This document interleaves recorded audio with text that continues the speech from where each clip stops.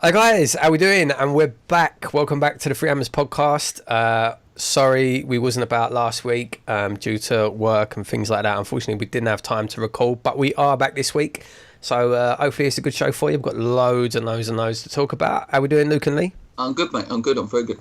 Let me just quash the rumours that me and Lee are getting a divorce after the Noble incident. We're fine now. Everything's fine, I think. Lee? Well, you know. Touch and go. Right, guys, let's start off. Sunderland. It wouldn't hurt you to say nice things more often. Oh, I apologise. Okay. I apologise.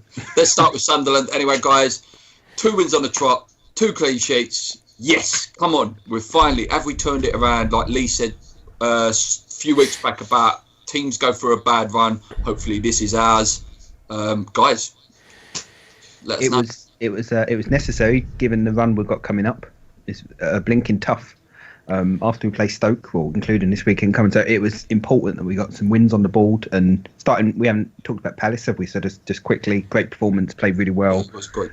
Thoroughly deserved the victory. Shouldn't have had Cresswell sent off. Played really well. It was the first time this season we've played decent stuff. Actually, was passing, and it's no coincidence that Cresswell was back, I think. Then obviously Saturday, nice to have a 3:00 kickoff for once.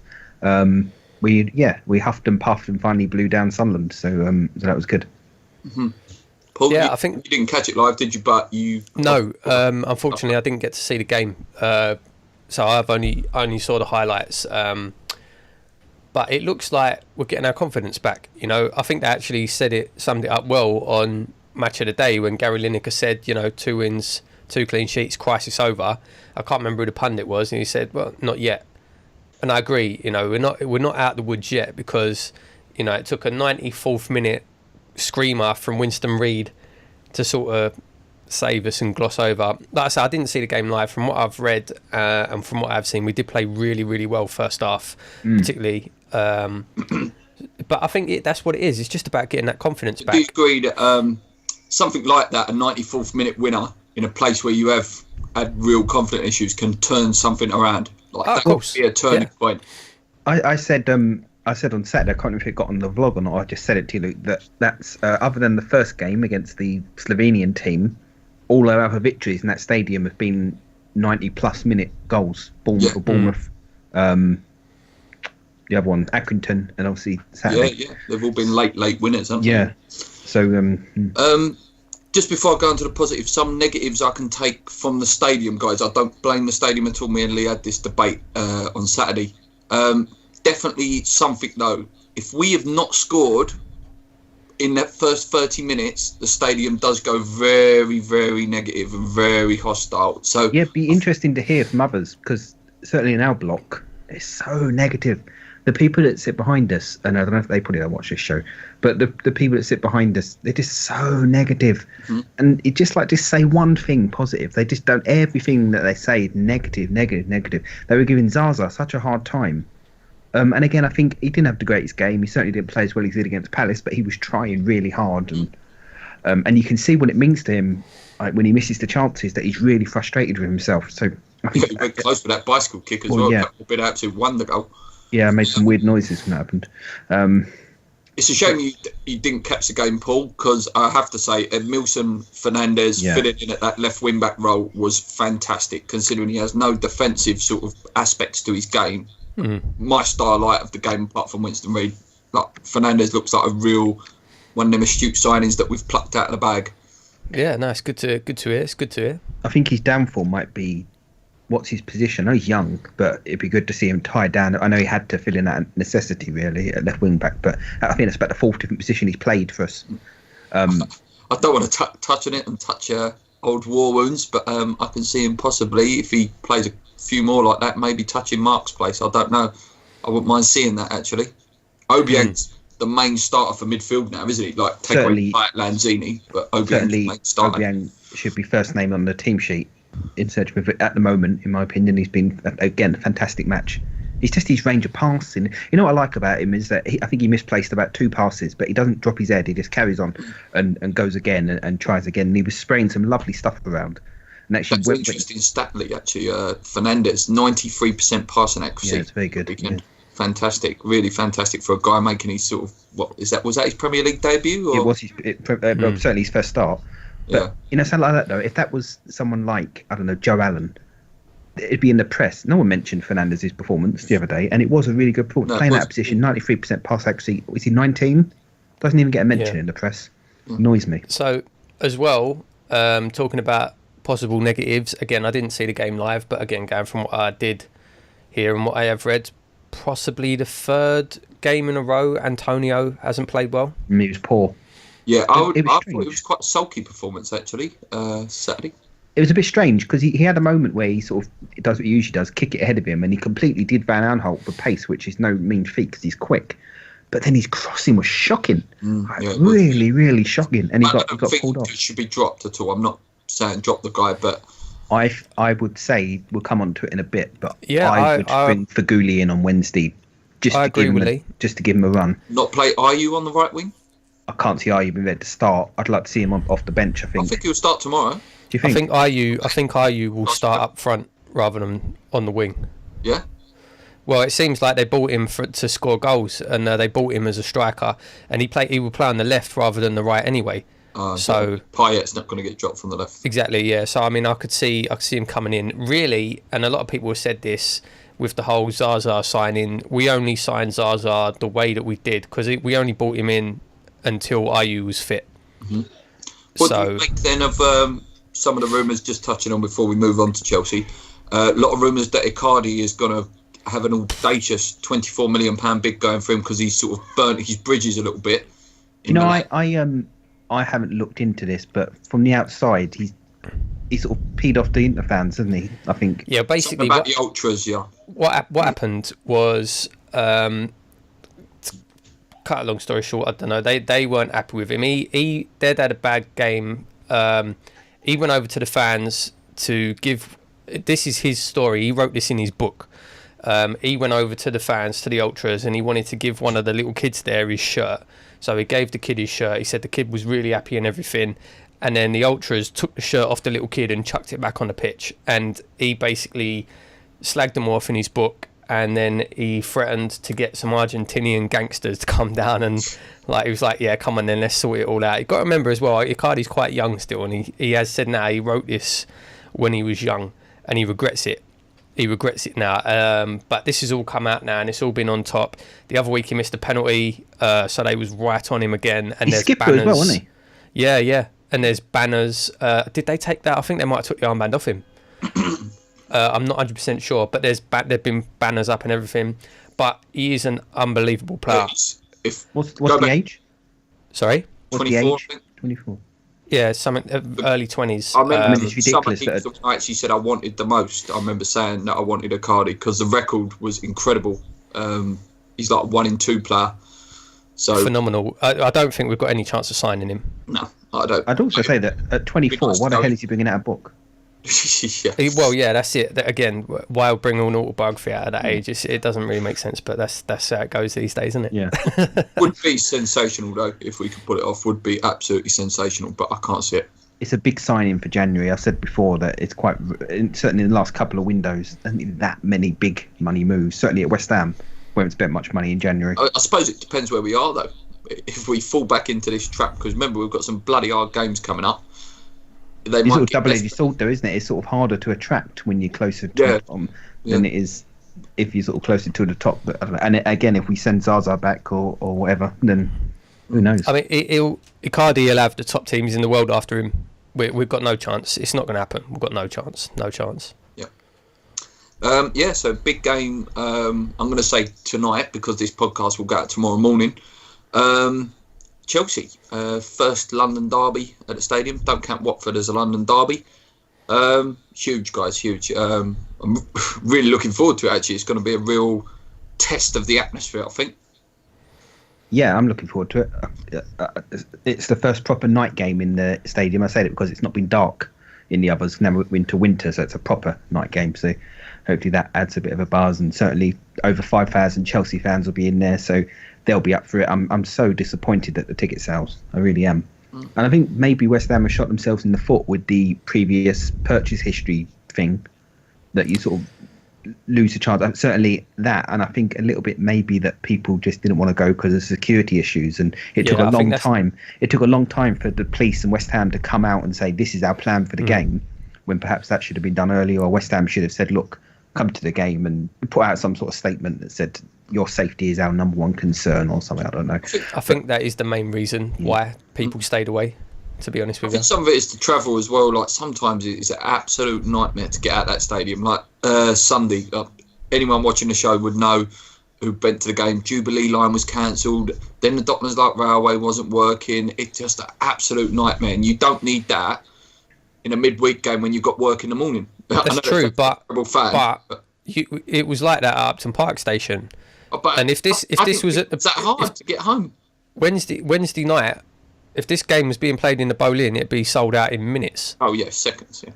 So I don't know. I don't buy that. I think like Lee said, I think it was the security concerns, and definitely you're right, Lee. The club should have come out and said earlier on, listen, we're getting this sorted. The police are going to do this and that, and it's going to be safe. And they might have had a bit more joy, but I think a lot of people would have stayed away because of that. Sounds like the club's done a good job as well. Police come in, they banned Chelsea from Stratford Station, so there's all like nice bits in place, and hopefully no fights. Please, just anyone watching Chelsea, West Ham, keep the fights away from West Ham. You want to go and fight in the Greenway, go and fight in the Greenway. What about the actual game then, guys? What do we make of it? Obviously, they're coming off because this is going to be a bit of a preview show because Paul not had time to make a preview. So what I usually do is their last game. Obviously, they beat Manchester United 4-0. Incredible. They've already beat us this year 2-1. I'm not positive about the result in any way. Even their second string with like Michi Batshuayi in there, probably, I don't know, Victor Moses is a starter now, isn't he? He isn't really even a backup now. Like, they've got a great team. They have got a great John Terry's been on the bench recently, so I think he'll play. Is Oscar still there? Oscar is still there. He might be injured. He certainly wasn't. I don't think he was on the bench the other day. Like William was on the bench the other day as well, so he's a good player. They've got a fantastic squad. Their squad's fantastic, and they could drop 11 players. Like even their keeper, out goes Courtois and in comes Begovic. Yeah. It's like every position is so well covered. Maybe not fullbacks, but they haven't been playing fullbacks. They've been playing three at the back. Well, yeah, exactly. So I think they're finding they've found, like, start of the season, I don't think they were great, but I think now they're starting to get into their stride and find their form. And looks well on it now. If you look back at the first game of the season, we were shocking that night, but so nearly got a point. It's a bit of a positive to take. I don't know, they had a new manager and they weren't playing the formation he on had, but we were close to getting a point that night, and maybe someone closed down what's his face, Grandad. Diego. We could have come away with a point and things might be different, but it's going to be a tough game. Tough game. Yeah. That being said, I think we can. Depending on how many people are actually in the stadium, the atmosphere could be incredible as well. It really could. Do you know? Sorry, one point I was going to make quickly. David Gold makes a point about there being 10,000 under 16s in the stadium, and when you attach that to the point about the security and things, if that 10,000 then aren't going, that is a big gap in the stadium. So I don't know how many tickets have been sold. Actually, I suspect there was 43 at the Accrington game, so you'd hope it would be more than that. Yeah, I was did a bit of research actually, where we're not doing a preview this week, on some of the times we've met in the Cup, and there've been some absolute classics. If you include FA Cup as well, you've got when Frank Lampard penalty was saved by Jimmy Walker, a game we actually lost, didn't we? But it's just a great moment. I actually remember that. I remember. Saved. I think I celebrated that penalty save. I celebrated that penalty save like a goal. Yeah. I remember. Yeah. Another one I remember, I went with Leeds Danwich. It was a bloody long time ago. John Terry scored a last-minute winner against us. I was working at West Ham that night. I had a ticket and I couldn't go. That's how long ago it was. Nearly 16 years ago. Yeah, madness. I can't really remember any other Chelsea in the Cup. Can you remember many Chelsea Cup games? Not off the top of my head, but certainly decent record against, well, a bit hit and miss league-wise, I think. Last few years. We beat him last year, didn't we? And at home, we ain't got a bad record against them. You know, at the end of the day, if Hazard and Batshuayi and Costa and Fabregas and all those, they turn up, they'll beat us. I think if they play to their full potential. But if they have an off day, then we've got a chance. Now, I really do think we've got a chance, and you know, I'd take a win on penalties certainly. Yeah. On that, that being said, I don't want to stay to 11 o'clock, so no penalties. Yeah. I mentioned Icardi, guys. There was some other floaty rumours going around that Michy Batshuayi could be coming to us on loan in January. What do we make of those rumours, guys? I'd be surprised. Again, I'm not saying it. I'm just saying the rumours I've read. I don't know why Chelsea would want to loan him to us. But I mean, they've not got European football, have they? So they've only got the domestic cup. So I suppose he ain't really going to get that much opportunities to play. The only thing is you think Costa's a suspension waiting to happen. Who's their backup if they haven't got Costa and Batshuayi? Now Remy went, didn't he? Remy went to Palace. They got a kid. I can't remember his name. Chaboli, is that the guy that come on? No, he's a midfielder. Nathaniel. Yeah. I can't remember his name. But they've got a younger striker. But I don't think it will happen. Again, it's another one I don't think will happen. He gets a lot of abuse from West Ham fans as well on Twitter, and he seems to respond to it. Yeah, I think that's because he got a bit mouthy though on it when we was winding him up. Right, yeah, so predictions for Chelsea, guys, quickly. I think we're going to lose 3-0. I'm going to be quite bold with that and say 3-0. I think we're going to get tucked in quite badly. Win on penalties. And Paul's tipped to win the league and Conte's team. So no, I think we're going to get turned over. I can't see. I can't see us beating them. I really can't. I don't think it'll be bad as 3-0. I hope it's not as bad as 3-0, but I could see maybe a 2-0. Do you know what I would say in our defence? Bilic, or I don't know if it's Bilic or Noble or anyone, I don't know who it is, but they seem to get up for these games, our players. Yeah. They do seem to get up for big games. Just quickly before we move on to Everton, guys, some of the positives to look forward to ahead of tomorrow. Obviously, Andre Ayew is rumoured to be in and around the team tomorrow, which tonight, even, whenever you're watching this show. And also, Aaron Cresswell will return. So, there's a very good team there. And I like that three at the back, actually. I really like this new formation with the three at the back. Bilic has promised his strongest team. It's very Italian. It's very Italian. And I said it to you, didn't I? Ogbonna's played in that. Yeah. At Juventus, hasn't he? That three at the back. So he's the most experienced guy at that position. So if you're a good enough defender, a few games, we could have a really good established back five. See, that could be so dangerous though, because Man United, like Chelsea have been playing three at the back last couple of games, last few weeks, and Man United tried to match them and got completely turned over. Man United were playing three at the back as well and got ruined. So I don't know. Yeah, I don't playing it for a couple of weeks now. It's not like it's just, like when you do that and you go into a game, we're going to play 2-6-4 or whatever. You've not trained it. You've just gone in one game. Like we're probably training like that as well now for 2-3 week periods. So that's it's good nice if we can have that as a different formation. Yeah, I mean, I'd love to see us stick with that going forward, because I do think it's working for us. Just frees them up, and Cresswell definitely benefits from that wing back position rather than actual left back. Like he can just go bomb on like he did at Palace. Everton, guys, bogey team. Lukaku banged £300 million on him to score a goal on Sunday at 1:30. I think he's probably the biggest banker all year to score against West Ham, isn't he? Probably. Yeah, I mean, if it's anything like the game last year, then it should be a cracker. Again, such a tough game. They're on a bit of a bad run, actually, Everton. So probably a good time to play them, but it's a tough place to go and get a win. They were unlucky, though. A couple of the games they've played are really unlucky. Like, who did they lose to the weekend? Was it Bournemouth? Burnley, yeah. They should have won that easy, that game. They had loads and loads of chances. But I think we've got a chance. Again, with all the players back, if Ayew can get sort of, 40 minutes under his belt in the Chelsea game, he may be ready to start. So that'd be good. Their pace worries me. They're very quick, certainly up front. Like Balassi looked very, very good. Balassi and I think Morales is playing again these days. He's always dangerous as well. Barkley was dropped actually, I think, at the weekend. He did come on though. He did, because I remember him having a really good shot. But he's a great manager, Ronald Koeman, though, isn't he? Very good manager. He is. I'd like at West Ham one day. Not going too detailed into it, guys, because I'll do a preview. But what's your predictions for Everton? Just use 2. I'd like to say, I'd like to say we can win.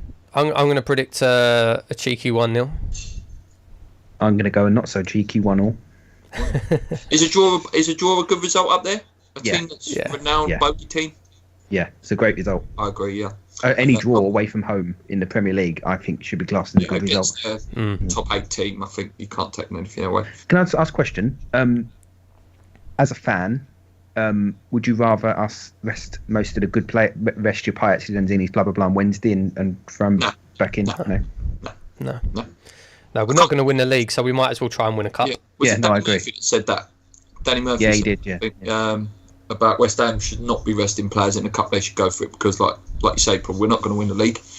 We probably can't get in Europe automatically. I know it's really early days, and you never know. We could go on a bit of a run, but we're 1 win away from the semi-finals. After if we beat Chelsea, we're 1 win away from the semis. So you got to go for it. And the way the draws come out, there's actually a lot of good teams going to be knocked out tomorrow. Whenever you're watching tomorrow and yesterday. Okay, next thing on my agenda, guys, is a little bit. You weren't aware of this actually when I put this out before we went live. A couple of Bilic rumours out there before the Sunderland game about a guy called, I think it's Rudy Gard, was it? Rudy Garcia? Rudy Garcia. Yeah, he came out when he just signed for Marseille as their manager. He came out saying he turned down West Ham as late as Friday evening to join as manager. What do you make of that? Well, David Gold tweeted straight after and said, "This is news to me," and I know he has to say that, so maybe not read too much into that. Anywho, I just said anywho. Anyway, it's strange. I mean, why now? The why timing, now? exactly, the timing just don't seem right, especially considering it looks like we might be turning it around now. Yeah, the timing's just weird. I can't see it. I could see them. I mean, I think they'd be stupid if they weren't. Over the last month, they've been sounding out managers, 100%. They've definitely been talking to managers just in case we can't turn it around and they need to look for someone in January. Obviously, they're going to want that lined up. But I'd be amazed if anyone was actually offered the job. Yeah, it's like I do think it's the old sound of smoke and fire. Like there's no smoke without fire. There's definitely something going on there. But what's the guy's alternative? Like, what's his motive though for saying that's what's confusing me? He's a manager though. He's a no. That's not the point I'm making. I'm saying why come out and say it? I mean, he's got no. Does he not like? You know what I'm trying to say? I can't work out his reasoning to say it. I mean, I was going to say maybe like if he wants the job, if they didn't offer him the actual job, if they are just sounding people out, and if he wants the job, maybe he wants Bilic sacked so he can come in. I don't know. But then who knows? Was he the ex-Roma manager, weren't he? The name rings. The name's familiar. Yeah. It's just it's strange and the timing's strange and what have you. And certainly, if I was Bilic, I'd be annoyed. Yeah, very interesting. Last thing on the agenda, guys, before we go into questions. I've got players returning. Obviously, we've touched on some with Cresswell coming back. That's great news. He was just fantastic against Palace. He really, really was, and very unfortunate to be sent off. What do we make of his importance, guys, at coming back? I think he's crucial, one of the crucial players in that team. Well, that first 5 minutes of the Palace game, he bombed down and got a shot away. Yeah. Yeah, and then obviously assisted the goal as well. That goal, by the way, was cracking. Oh, lovely the goal. The passing before, a fantastic goal. Certain Sam Kabat's gone good goals against Palace with West Ham. Yeah, was it you, Lee, or I can't remember, you or Paul, who said it? Payet and Lanzini can't play together. All them okay. When them guys are on it, they're phenomenal when they're on it. And I put Cresswell on their sort of brain level because he can find those. Cresswell works with Payet so well on that left-hand side. He really does. Yeah, reminds me a bit of the old Sinclair Di Canio era when Paolo and Trev used to link up so well. He didn't look like he'd been injured though, Cresswell. That was the thing. Like he slotted straight back in. Energy. Yeah, I know. RU's coming back, another important one. What do we make of Andy Carroll, guys? What's going on with this guy? Andy. What's going on with this guy? I don't know. I'm just so sad. It makes me cry. It's It's such a shame. Really is a shame. Do you think he's gone back on the old? What did you see? He was out with Jerry O'Brien when we was playing Palace.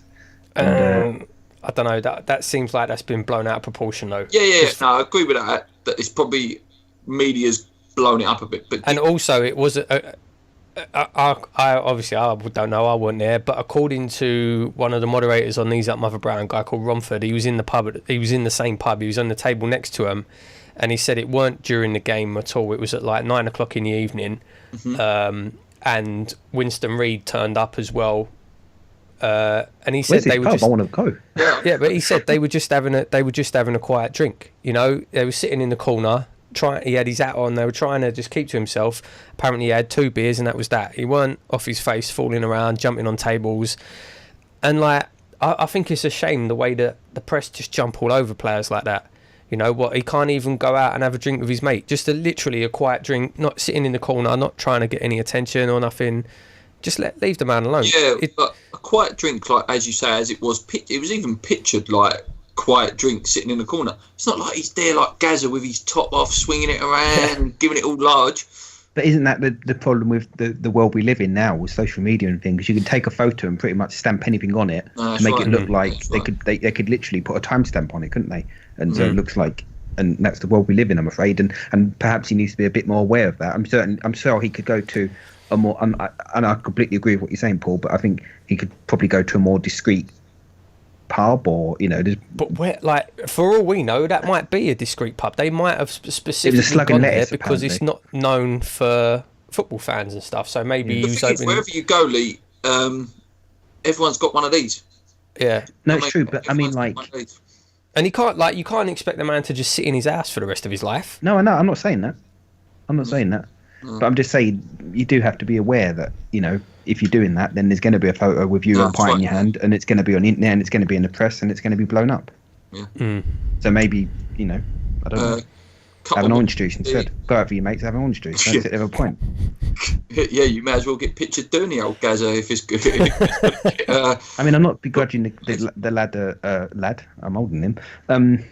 I'm not begrudging him a social life or anything, but should a professional footballer, one who's played 30 odd games in the 5 odd years that he's been at our club, be shown on a Saturday night without having a drink? I don't know. Well, it depends, doesn't it? It depends. Like, you don't know what's been said to him. He might have been working in the gym all week long, and the fitness team has said to him, "All right, mate, go and have Saturday off. Have Saturday night off. Relax." Because you can't just be in the gym 24/7. There, you have to relax and let your body recover and stuff.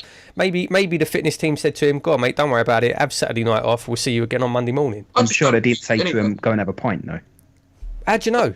I just don't agree with it anyway. Like, moving away from West Ham slightly here with the Jack Grealish stuff. Yeah, the guy is a bit of a twat, Jack Grealish. Yeah, the Aston Villa guy. But he's a young lad, mate. If I was 16 years old on like $4 or $5 grand a week, I'd be doing exactly the same. In Las Vegas, smoking, booze everywhere, women everywhere. Like, can you blame the guy? You can't. I don't know. That is different, though. I mean, you do need, like, if you're a professional. Did he have a crack pipe or something as well? That's maybe that's a bit much. But then, like, if you're a professional, then you should look after yourself and treat yourself in a professional manner. Jack Wilshere pictured having one cigarette, and it's like he's killed the world. I mean, it's different, having the odd pint, and like, I don't, you go back to the old, like to the 60s and all that. All the players were smoking and stuff. The Black Lion and that, yeah. So I mean, I don't know. I don't smoke. I don't like smoking. I don't think footballers should really be smoking. Shouldn't be drinking either, really, in my opinion. But if they do, and as long as it's not affecting their performance, then. Whilst they're not playing though, like say he's injured at this period, yeah. So, what he's not? He should be allowed a beer and a fag while he's not playing, no. Maybe when you're fit and playing during the season, yeah, look after yourself a bit. I understand the rehab part of it, and he's got to get up to fitness. But during this period, can't he just relax? Like, he's not going to be anywhere near sort of it, possibly even doing the running side of the fitness bit yet. I'm going to contradict myself now. Like, well, yeah, if he's not even near that, but then I'm going to contradict myself and say maybe if he looked after himself better and weren't doing that, he'd be fit enough. He'd be fit quicker. I remember Bilic saying that as well. Like choosing when he first come, he said about Andy Carroll choosing the right lifestyle, where he's got a wife now, got a kid, and it seems like I hope he's just not falling back into that pattern. That's the only thing I'm linking the drink to. That's the only reason I'm bringing it up. Do you know what's interesting as well? The guy had a massive change of lifestyle in a very short amount of time. Like, this is a guy who had to live with Kevin Nolan and his wife when he was at Newcastle, because he was such a terror. Liability, yeah. Yeah, and he's obviously settled down now, wife and kid, lovely. But it was a big change in a short amount of time. So there is probably still a bit of a lad in there, which. Yeah. You know, and again, what is he, 26? 25, 26, yeah. Yeah, and he's on £100 a week. I think if you took it away and you forgot about all that, and you just looked at him as a player, he's never going to be the answer, really, is he? I mean, I don't think we're ever going to get a full season out of him. I don't think we're ever going to get a decent run of games out of him. Yeah, it's a shame that we've got him on such a huge contract for such a long time. Because it's not worked out. You know, the thing with the photo, and I think the media, obviously, because it's Andy Carroll a bit, but do you think that's a regular occurrence with footballers and the press just choose not to post a photo? Oh, yeah, like, do you 100%. Do you think there's always players going down the pub and having a pint? I think some of the Andy Carroll injuries are not injuries. I think, again, allegedly, caught doing very naughty stuff with, I'm not going to divulge, but, you know, like, sometimes it's covered up, the players being injured. I've heard rumours that Jack Wilshere as well, the same sort of thing. He's not actually injured, it's that something could break in the press at any time. So they claim that he's injured. It's another world, though, isn't it? It is another world they live in. No, it is. And, you know... And it's all favours and all the rest of it, you know, like, for the press, you know, I'll feed you this story if you don't report that story, and all that sort of stuff, you know. Who knows what's really going on, really, unless you actually know the player... You know the stuff. You don't know. You don't know what's going on. I mean, we might be doing a massive disservice. That could have been a shandy in there with like a tiny bit of alcohol in it, and it could have been a non-alcoholic beer. All this stuff. And, who knows? Who knows? I'd like to give him the benefit of the doubt. Question time, guys. Aliona Braden from Twitter. Do you think we can start beating the big teams this season? Well, let's hope so. Let's hope it starts tonight against Chelsea. Well, we was doing it last year, so no reason why we can't do it this year. I think Liverpool are going to be the team that beats all the big teams this year. I think they're going to be the one that scalps all the top 4 or 5. It's tough at home, though. If we can get a decent run going at home, get some wins on the board, then you never know. Away is obviously a different kettle of fish, and we've already lost at Chelsea and City. So, yeah, I don't know. Why not? Yeah. Premier League, anyone can beat anyone. We'll have to see how it goes. Yeah. Fingers crossed. This season's impossible to predict, almost as much as last season. Yeah. Billy Dennis on Twitter. Do you think the new stadium and atmosphere is affecting Pyatt's performances? Do you think he could leave in the winter? No to the first one. No to both of those questions. For me, I thought the atmosphere was better on Saturday. Actually, yeah, I did personally. Certainly, certainly the first 25 minutes he was playing well, and then towards the end, getting behind the team. Geez, I've forgotten how to speak. Yeah, I thought it was a bit better actually, and certainly it should be good. I think it'll go in the summer, but I don't think it'll go in January. Yeah, it depends what happens for the rest of this season. No, it does. Yeah, you know, like we could end up finishing 6th. You don't know. But I definitely won't be going anywhere in January. Definitely won't be going anywhere in January. Just while we're on him. Yeah, I was going to say. D'Or, yeah. Can we make a point of congratulating him on being only the 4th West Ham player ever to be nominated for the Ballon d'Or? Congratulations to him, in the top 30 players in the world. I think he could finish quite highly, actually. I think he possibly could finish up there in the top 10. Possibly, obviously, Ronaldo's won it because of Portuguese exploits and Champions League. But, congratulations to him. Fantastic. You know, only Bobby Moore, Jeff Hurst and Martin Peters were for that, and obviously that's for obvious reasons, winning the World Cup. Okay, next one. Lino Lanzini. Do you think we have a chance against Chelsea tonight, or are we just going to get smashed? Well, you've seen earlier, if you're watching Lionel, I think we're going to get smashed. Lee thinks penalties. Paul thinks 2-1. Won't it? 2-0. I think we'll lose, but I hope we're not going to get completely smashed. Yeah. I hope I'm wrong as well. The question was, do I think we've got a chance? Yeah, I do think we've got a chance. Yeah, we've got a chance, yeah. But it's whether we can take it. Yeah. Ben West Ham linked to sort of something we was talking about earlier, guys. Ironic all the talk of a 20-goal striker and a striker is yet to score for us. Do you think Icardi could happen? Thoughts on him? Well, obviously our thoughts on him is he's absolutely fantastic player, isn't he? Paul's sort of gone into it a bit. Whether it will happen, no, God knows. This is a world class striker. You know, like if we can't sign Baka, can't sign Michi Bastiai, I can't see Icardi being short of suitors. No. Like you say, Baka and Batshuayi, Icardi's a level above those two.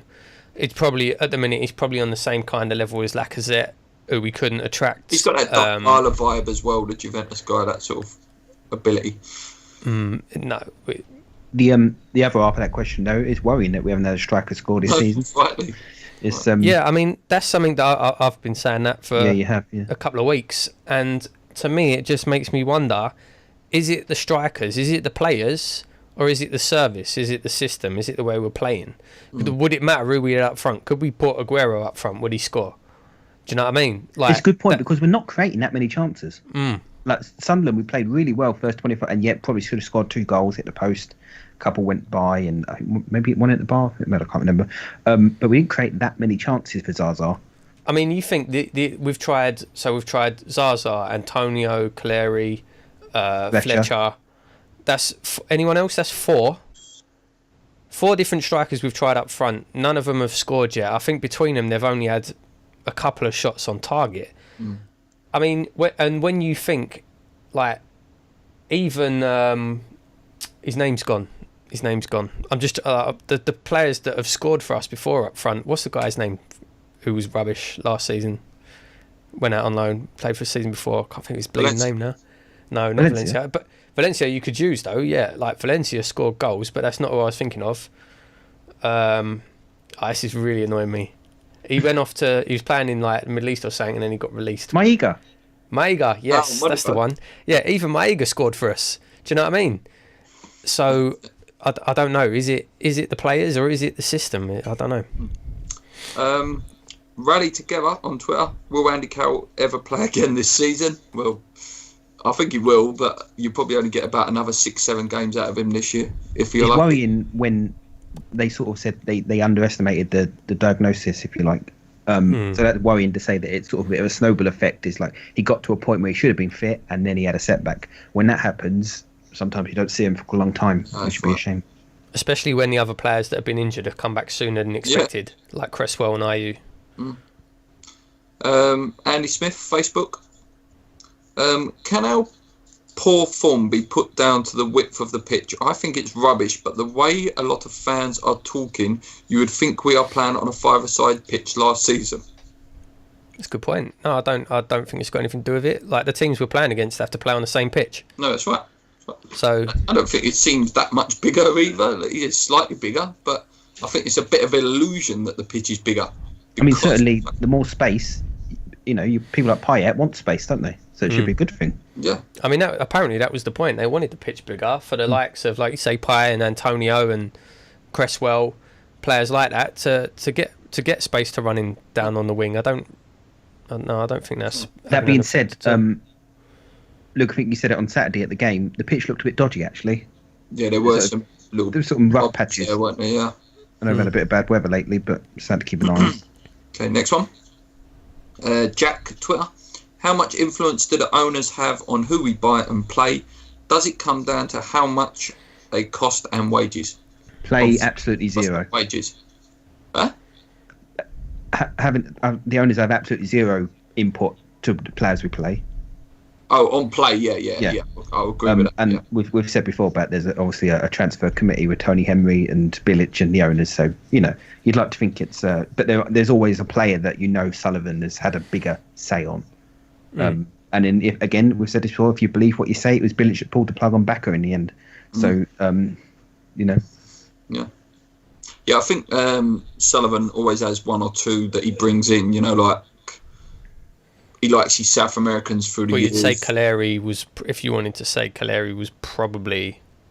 I think Fernandes was a Sullivan signing as well. I think Fernandes possibly was. That's why you have scouts, isn't it? You send scouts out to find these players. That's it. SB, he says, Who is our favourite player with no relation to West Ham, if any? In Okay, Premier well, I'll League. say- Should we say Premier League? We can say.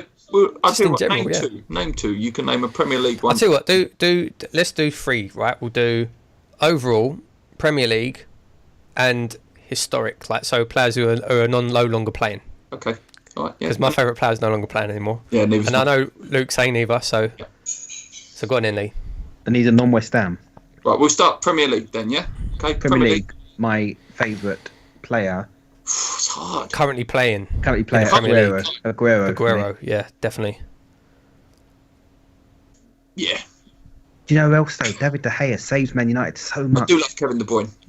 I do love watching him play. Oh, actually, did you see what he did coming through Manchester City Airport? Come back from Barcelona. Yeah. Dan went up I'm to him too and tired. said, "Oh, could you sign this?" He went, "No, I'm too tired."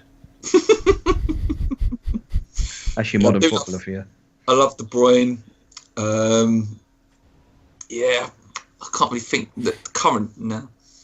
If we're talking historic Premier League, I did love Dennis Bergkamp. I absolutely love Dennis Bergkamp. Historic Premier League. What was the next one, Paul? All So time. that was Premier League. So just all time, but not related to West Ham. All And not time. playing or No longer, don't have to be playing anymore. So retired or whatever. Oh, Zidane, obviously. mine. That's a good shout, but mine's not Zidane. I loved Zidane Henry. is- Thierry Henry was such a good striker. I thought Luke was going to say Henry. I'm surprised. No, Yeah, I'll Thierry, go Henry. Thierry's I'll go one of the Henry. best players I've seen live. I could name like David Beckham as well, like to watch, fantastic. But yeah, for all time, it's Zinedine Zidane. I don't know whether I know you've watched the game, Paul. I assume Lee did as well. There was a game against Manchester United about 2002, 2003. It's the best performance I've ever seen from a footballer on a football pitch. The guy did nothing wrong. That first half was the best half of football I've ever seen from anyone ever. From a team. That Real Madrid team was The just. Galacticos, yeah. It was just ridiculous. I mean, that first half, if you can look it up, I don't know, we'll have to try and see if we can find a game and put it in the description, but anyone watching this, it's worth going and watching that game because it was the best team performance, the best football I've ever seen. It was unbelievable. It was incredible. Figo, Zidane, just unreal. Is that when For me, Ronaldo though- scored 4 goals? Old Ronaldo. Sorry? Is that the No, one where no, Ronaldo scored 4 no. goals? No. Because he got applauded off Old Trafford. That was a better game, wasn't it? Yeah, that was a great game as well. To be fair, the games against Real Madrid that year were fantastic. Because he got applauded off by the whole of But Old what about Trafford. wasn't it? Rivaldo as well? Like Rivaldo was incredible. For me, it's Del Piero. Probably spoke about it before. I've over there somewhere, I've got a signed picture of Del Piero in a frame. I need to get that put up. But yeah, he's my favourite player of all time. Unbelievable player. I always had that hope at the end of his career that he might turn up for West Ham, mates with Di Canio. It could have happened when he went to Australia. You know, he could have come to West Ham. Just an unbelievable player. Incredible. Moments that stick out for me was that last World Cup that you guys won, Italy, and that goal he scored against Germany in the semi-final. Incredible. What a goal. What a moment for him as well. I think he was about 32 when he scored, put that in as well. It's unbelievable. One of the best free kick takers in the world. Like, just an amazing player. Such good vision as well. Yeah. Yeah, brilliant. I said Henry. Oh, you said, Henry. yeah. Yeah. What was the other category, Paul? And everyone was Playing current. non-Premier League. Current, yeah, There favourite was player. 3 categories, weren't there? Current Premier League. Yeah, that's it. non-Premier Current, League. historic, and current Premier League, historic, all time, and non-Premier League. Current. Oh, so non-Premier League current, yeah? Yeah. Yeah. All right. And we're not allowed to say, don't say Ronaldo and Messi, all right? We're not allowed Oh, to I was going to say Messi, but all right. We're not allowed to say that. If we're not allowed to say them, all right, I'm going to say Luis Suarez, I think. That's what I was going to say. Yeah. Because Well, ruthless. yeah, but Suarez is probably on. If you can't say Messi and Ronaldo, you probably can't say Suarez either.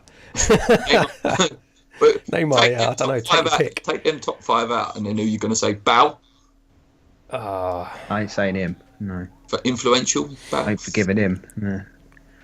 I don't know. Tevez.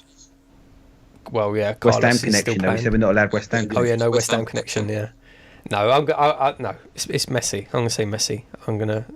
Oh, It's- you know what? I'm talking here saying Aguero Premier League. I do love Ibra, even though he hasn't turned up properly in the Premier League. I do love Ibra.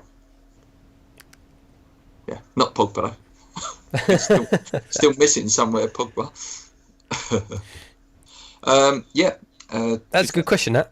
No, good question. Good I like those sort of questions. Keep them coming. Next question, guys. Do we think Payet wants to be there? I don't think he does. I really don't. He gives me a sulky sort of attitude. Well, the things he comes out and says, though, like he says, I love this team. And last week or 2 weeks ago, we said about Reece Oxford and the things he puts on the internet. By the way, Paul, did you look them up? I didn't know, Lee. I didn't know. I should have done. Like the things he comes after the games and he goes, I love this team and I love West Ham, and every tweet, regardless, and every Instagram thing, regardless of if it's a French one or just a fan run, he always puts West Ham on it. And I get that vibe as well. I know what you're saying about being sulky, but he's French, isn't he? Like, it's just what they're like. French players and French people are just sulky people. So Don't know what you're talking about. I get the vibe that he's happy. I think he'd rather be playing for Real Madrid, but no, I think he's happy at West Ham. Yeah. I hope so. I really do hope so, because he's loved by us. Like when he scored, Middlesbrough, the stadium just exploded with noise. Do you think the club? I know he's the star player and that, but it does get on my nerves a bit that the club really are up him, like big time. Everything he does. You have to be for a player of that ability. Like, I do, but that's one of the best players that's ever played for us. No, and I get that, and I get they have to be, but it's every little thing, everything that he does. I mean, the guy drinks. Just like on that, Lee, on like the weekend, man of the match, Dimitri Payet. No. Yeah. No. Like no. Yeah, but that's always happened. I know. That's always happened. It's just whoever the sponsor. Like when we had Tevez, it was Tevez every week. It's just whoever. And Errol that year. Got Parker as well. Used to get it, although actually he was most of the time. It's just like it's whoever the sponsors want a photo with. Yeah. It just gets on my nerves a bit that everything the club put out is Payet. And I get that he's our best player and blah blah blah. But we do have 10 other people playing each week, and I think they forget that sometimes. I'm not happy with West Ham at the moment because I've sent them an email about something and they still haven't replied. So they're not in my good books. So we're out, Karen. Yeah, that's all the questions this week, guys. I hope you've enjoyed us back. It was great to hear all the tweets, when we didn't put a show out. It's nice to know we're missed, and really sorry that we didn't put a show out last week. I'll be back with my preview for the Everton game, probably Friday sort of time. Paul is going to knock up some top 10 goals video at some point. Maybe we'll save that for the next international break, because I think there's one coming up soon, isn't there, Lee? Yeah, there is, yeah. We'll probably save that for then. Until then, guys, keep believing. Enjoy the Chelsea game. Maybe you're watching this before or after. Let's hope we've won, and I can give you some good news. Apart from that, come on, you irons. Keep believing. Hit the like button. Hit the subscribe button. Let's get to 2,000 by Christmas, and we'll do a nice competition for you. Let's go. Come on, you irons. Cheers.